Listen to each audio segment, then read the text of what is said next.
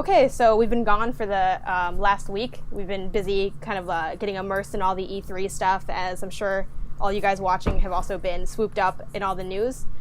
So we wanted to do something different. Instead of just doing a regular coffee talk, we're going to do a series of videos kind of covering the conference. We're going to basically do one for each conference of the major ones, Nintendo, Sony, Microsoft, and we're also going to do a couple extra ones. So, we'll have one on indie games.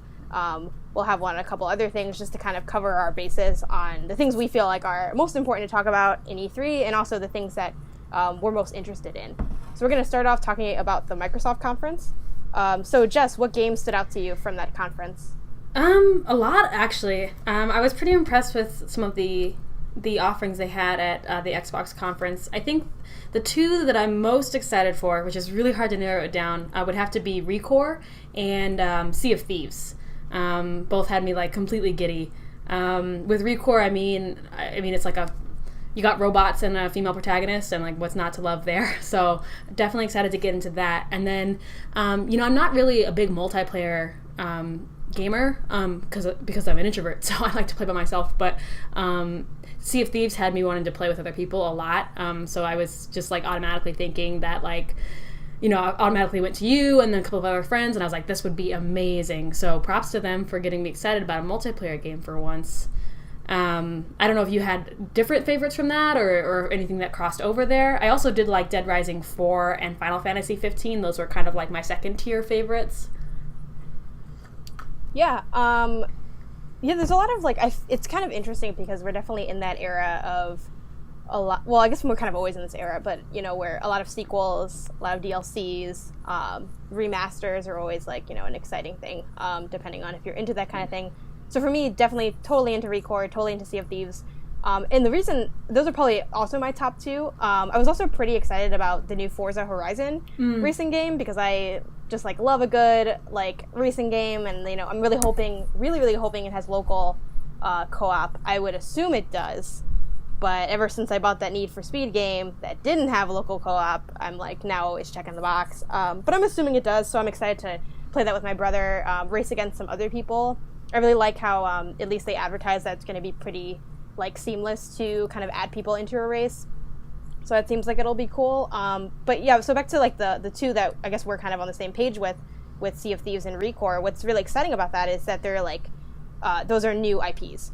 And that's really honestly as a gamer, that's really what I'm looking for when I'm watching E3. I want a new IP because I don't know, I don't get too excited over sequels depending, and I also personally I haven't had a lot of series that I'm attached to. So, recently we've had, this isn't Microsoft, but we had Uncharted with Sony, and when Uncharted 4 came out, that was a big deal if you were a fan. But, if I'm not really on a series right now, so I don't really have that excitement over games. So I'm really just looking for what's new. And I actually bought my Xbox One because of ReCore. I saw it last year in E3, and I'm like, I want this game. I also wanted a couple others. And that's what pushed me to get it. So it was really nice to see that it had a trailer and a release date in the fall. And September is just going to be terrible on my wallet. Just completely awful. Yeah, I would say for me too, I mean, I'm not on a lot of series right now except for the ones that I've been on since I was a kid, the ones, my classic series, so of course I'm always looking for the next, Resident Evil game or the next Fallout game or Elder Scrolls or whatever. Not that those are related to Microsoft necessarily, but for this one, I did get a little excited about Final Fantasy, even though I did like the individual games a bit more just because I am looking for new titles to get into. But Final Fantasy is one I've played since I was a kid, although I don't have the same background as a lot of people do with Final Fantasy. I only started at 10. Because that was what was out when I got into it. And I've kind of been out of the series for a little while. I haven't really been interested in the past couple of games they've released, but I really liked the gameplay that they had from Final Fantasy 15 at the Microsoft conference, and I'm hoping to kind of get back into the series after seeing that. So part of me kind of wants to go back, though, and play the other games that I haven't played in between, because they're not really connected, the stories, but I don't know, I'm a completionist when it comes to games sometimes, so I'm hoping to be able to do that before it comes out. I'm curious about what your thoughts are on Final Fantasy, because I know that you haven't played a lot from that series, so I'm wondering how it looks, to someone who's sort of outside of the fandom itself. Yeah, I don't know. It didn't really stand out to me. But it's also because I think, and I think this is the case for a lot of people when you're outside of a series, when a sequel or something is presented, to like, a group of gamers or a group of consumers, it's often not really marketed in a way that invites new people in, especially something with Final Fantasy, though. I feel like that's like it's my fault and completely everyone else's fault. Like, if you don't know Final Fantasy already, like, you got to educate yourself, and I definitely need to do that. So I don't think it's their job necessarily to, especially so deep into the series. That'd be like if you don't know Halo by now, like it's just over. Like, so I feel like they don't necessarily need to do that, but like that being said, like, since it doesn't really, it's kind of like polarizing at this point. Like, if I am not already into a series that's been going for so long, the publisher that makes that game doesn't really care about getting me involved, I feel like. So for me, it just was like, okay, this is like a game, like, it looks all right, like, it kind of fell flat in that sense, because I think it was very much, games like Final Fantasy and a couple other IPs are very much targeted towards, like, if you know it, maybe you'll connect with something here, but if you don't know it, it's just going to be a game shown to you, but with almost no explanation, so, right. So that's kind of where it was at. Yeah, I think that's true for Final Fantasy, and I can see that being sort of an issue of accessibility for, like, new players. And I definitely don't think the gameplay they showcased would have been very open for people who aren't, like, familiar with the series.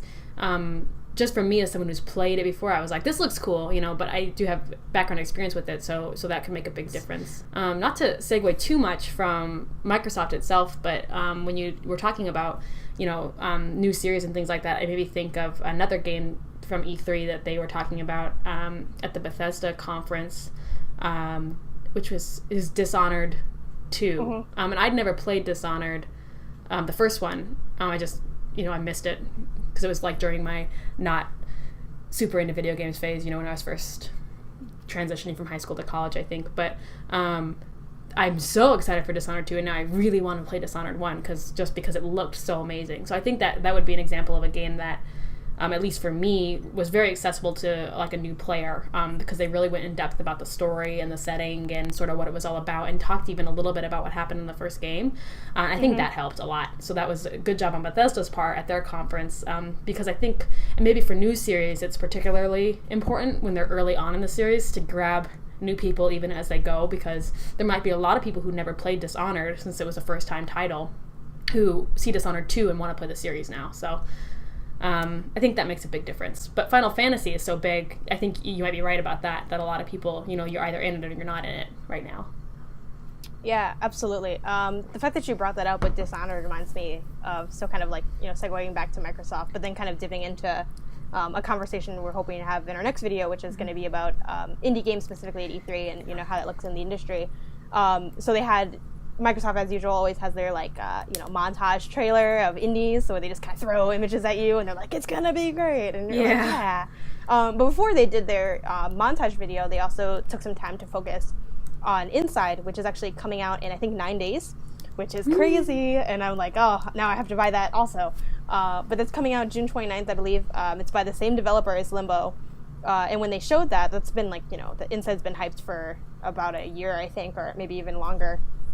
And finally has a release date, and they mentioned that, like, oh, you're gonna, if you, like, also, I think it's only for about a week, so actually this is now over and today, you could get Limbo for free on Microsoft, on your Xbox.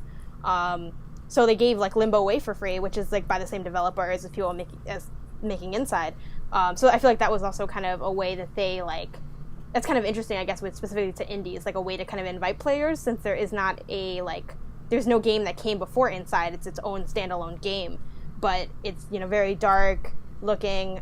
It's an indie, so they're like, well, if you like that, or if to get you interested in this game, check out what the developer Playdead did with Limbo. If you haven't already, which most people have played Limbo by now, but I think it's like a way to, like, get you excited about it again, because I think a lot of people do play, like, the previous game before, and since there is no previous game, they're like, well, what about just another game from this developer? So I thought that was kind of an interesting take on getting people excited about Inside. Yeah, I think that was a really smart move, and definitely important one for indie developers, just because in the first place, I think that there's sort of there's a little bit of reluctance on some gamers' part to get into indie games, because I think that there's a lot of misunderstanding about what they are or what they represent sometimes. And so, but then once you get into indie games, I don't think you can get out. Like, you're in it forever, because they've got some really amazing titles out there. So it's smart of them to try to, I think, bring in new players that way. I mean, and I think also that it's interesting that they would do that with Limbo, because it is such a similar aesthetic between the two games. And just talking about indies in general, and that montage video that they had, it really screwed me over, because I don't know if I mentioned it to you. I did mention it on Twitter, but I was doing these bets with our mutual friend Catherine, and because she was visiting me in Las Vegas for the week of E3, and they were like petty bets. They weren't like financial bets, but there was stuff like, like someone gets a 5-minute back scratch, or like, someone has to pay for, the next drink when we go to happy hour or whatever. So I thought I was going to win the one bet, which was something like I think Catherine bet there'd be over 10 or over 15 or something like that indie titles revealed or shown at Microsoft E3. And I took the under, because I thought, well, maybe they won't, even though I know they're big on indies. I thought it's a safe enough bet, and I thought I was doing okay, because it was getting close to the end of the conference, and there hadn't been really any indies talked about. And then they had the one, and I thought, okay, that's just one. They only have a few minutes left. They're not going to be able to do like 15. And then they put the 1.5-minute video on there with all the titles, and I lost like that. I was like, what are you doing? But I'm glad I lost, though, because there's so many amazing titles they showed on there. I do wish there had been a little bit more in depth about some of them in the actual conference, because I only saw like a split second of a few, and some of them there might be titles that other people are familiar with, but I'm personally new to the indie scene, so like within the last maybe like 6 months to a year. So a lot of those ones are ones I'd never heard of before. So even if they were talked about before, I wasn't aware of them personally. So I wish they'd gone in depth a bit more on each one. Not just because I lost the bet, but because I wanted to know more about them. Yeah, or I think that brings up like a good, something that I never really thought about, wanting them to go more in depth, because I kind of know, like, they're like, it's just to get you excited, and I'm like, okay, yay, I'm excited. And I legitimately am. I know I sound sarcastic, but I love indies. But there was definitely one game in there. It was like, had this woman, and she was like kind of like her back was like against this ledge, and she was kind of sidling on this ledge. And I can't really describe the art style, but it stood out to me a lot, because it looked really interesting, and it stood out to my friend Maggie as well, who was watching the conference. She watched it like after the fact, so after watching it, I rewatched all the stuff, which was crazy. And I was also writing about all the stuff, so it just was like a big hoopla.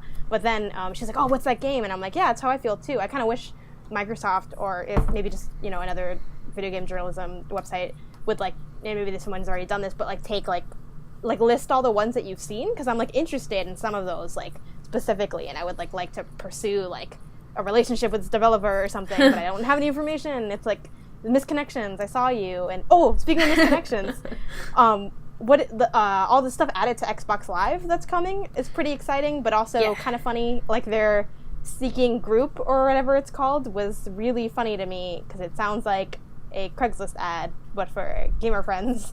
I think it's called Seeking Group or something like that. That was a little out there in some ways, but something like men seeking women, on Craigslist. Yeah, I feel like I'm just waiting for people to post really dumb things on there, okay, it's called Looking for Group, just ridiculous. I want to see some ridiculous posts. This is just begging for a Reddit thread to become a thing from this. But yeah, I think I like the updates that are coming to Xbox Live, specifically the Arena update with the different ways you can do tournaments. It's with either alone or with your friends and things like that. So I'm excited to see that and what games come to that. I know they're gonna have FIFA, but I don't know what other games are gonna be on that. Yeah, I thought that was really interesting that they are making all those changes. And for me, some of them weren't as exciting, just because, like I mentioned, I don't love multiplayer gaming, especially not online multiplayer gaming. Because if I like you, I'll probably play with you in person, unless we're really far apart distance-wise. Right. But I do think that is going to be sort of, I guess, beneficial to a lot of the Microsoft fans and users, because there's a huge online community for that type of thing. And I feel like before, at least, Xbox Live was sort of less interesting than the PS4 online mode. And I haven't had PlayStation since PlayStation 2, before they had all this online stuff. So I've never had the online version of like Sony's consoles, but I always hear interesting things. So I think this might be Xbox's attempt to sort of get on that level a little bit more. And I like that they're moving in a lot of new directions, even though sometimes it's a little much, which I'm sure we'll talk about when we have our console video. Yes. Yeah. I guess kind of as we start to wind down, I never knew Halo Wars was a series. I like don't know how I just like don't know what like the fact that Halo Wars was a thing. I just like don't understand why Halo Wars is a thing. I also don't understand why Halo is still a thing. It bothers me to some extent. Like, I'm just over Halo. There's some IPs that I'm just like so sick of seeing. And Halo is just one of the ones where like, and I know, so there's like Halo Wars 2, and then there's also like regular Halo and like all this other, just all of everything. Any like these shooter games, like these shooter, like, and Halo isn't really like a shooter war game, but like all these, like, I'm just done with these. And that really has nothing specifically to do with their conference, but I'm just so tired of seeing these like games over and over again. Like, some of these IPs just need to die, I feel like, which is probably why I get so excited with new IPs, because some of these series I'm just like so turned off to that I'm like, why are you still taking up like Minecraft? Like, I'm done with, which also not Microsoft's fault, but I'm like done seeing Minecraft. Or not completely Microsoft's fault, but like, yeah, I'm just like done with. I also find it weird that you can play like, so like I guess backtracking to Xbox Live, like you can play it on like all these different devices, but it's like still Xbox Live. That's just kind of like weird to me. In some ways, I don't know. How do you feel about that? Is that like a good thing, or is it just like, is it neutral? You know, I was kind of excited about it at first, but now I'm not totally sure how I feel. Like, when I heard that I could play the same game, I could go from my game on the Xbox console to the PC, I was excited for my future self, because my future self has a lot of money and, like, a 2-screen, like computer system and, like, this great gaming computer. Current me does not have that, but the future me does, so I was excited for her. But then I was talking to Catherine about it, and I was like, oh, it'll be great, because, like, you know, because she's my roommate, so, you know, we switch off on the console a lot, you know, we'll take turns because we share our console, and I was like, it'll be great, because, you know, I'll be playing on the Xbox, and then when it's your turn, I can just get on the computer. And she's like, well, then you could just stay on the Xbox the whole time, and I could play on the computer the whole time. And I was like, oh, yeah, I guess you could do that. So, I don't know. I don't feel like I'd have a lot of reason to go between the two, personally. But yeah, like, outside of, like, with your circumstance, you have, like, you know, Catherine, and you guys share the console very, like very highly because you both game a lot. So I guess I could see that being a thing. But then also, like, I don't know, it just, I'm like, how often? Because they're like, and it'll save so you can go from your, they kind of made it sound like, I feel like when they were pitching this idea, they made it sound like, to me, as someone who does not have a PC and, like, doesn't see, like, exactly why this is such a, like, why this is a thing, like, oh, I'll be at home, like, on my console, and then I'll, like, go to work and just, like, PC game and my work or something like that. That'd be a great life. I'm like, who is this for? But also to way backtrack to Sea of Thieves, something I wanted to mention about this game, and I think, you know, at least for me, like, the reason that I'm really excited about it, because I also I'm not super big on multiplayer. It's like that relies heavily online, because it's like, well, you know, once it dies out, it's kind of dead. You know, Overwatch is already kind of like, at least in my like friend group, fizzling out. You know, like people aren't like making as big of a deal about it now that it's been out for a little while. Right. Splatoon, I haven't played that in forever because, you know, no one's even on. I know it's going to be playing alone with strangers, and that's not fun for me specifically.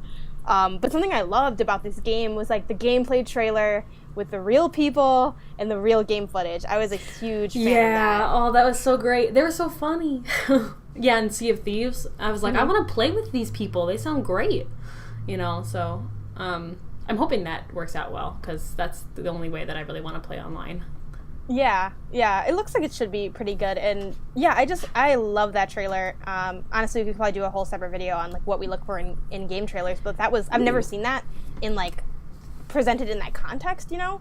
We've seen, especially at the C3, we saw a lot of like especially at whose conference was it? I think Ubisoft's conference. They did a lot. They had like the couch thing going on. I think, right? And they'd like come up and you'd play it around, and it kind of, I feel like, was supposed to be like that, but it just felt still very like tense, you know, because it's like a presentation still.